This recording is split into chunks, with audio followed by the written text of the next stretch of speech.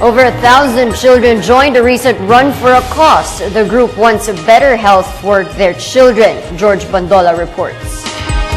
Government should speed up programs that will significantly address the children mortality incidence in the country. That includes the immediate passage of the Reproductive Health and Parenthood Bill per the United Nations. Save the Children organization says among the UN's agenda contained in its Millennium Development Goal is to lessen child's mortality.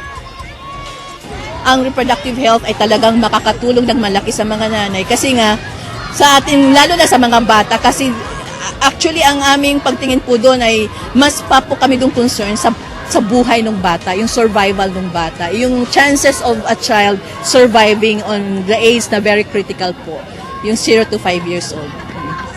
At the rate Philippines' performance against child's mortality is commendable after the UN set its MDGs in 2000.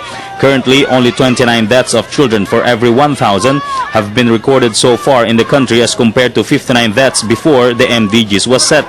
Among the recommendations Save the Children organization wants, aside from the urged bill, is to make available healthcare access to children all over the country.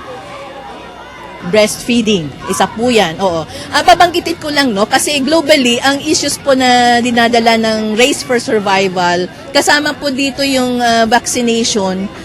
Ang vaccination, ang ibig po sabihin natin dito, yung mga bata na dapat ay lahat sila nababakunahan. Around 1,300 children from Taguig, Pateros, and Pasig joined this year's Child Marathon, simultaneously held in other 40 countries. That is to make people aware their basic rights to live. For People's Television, George Bandola.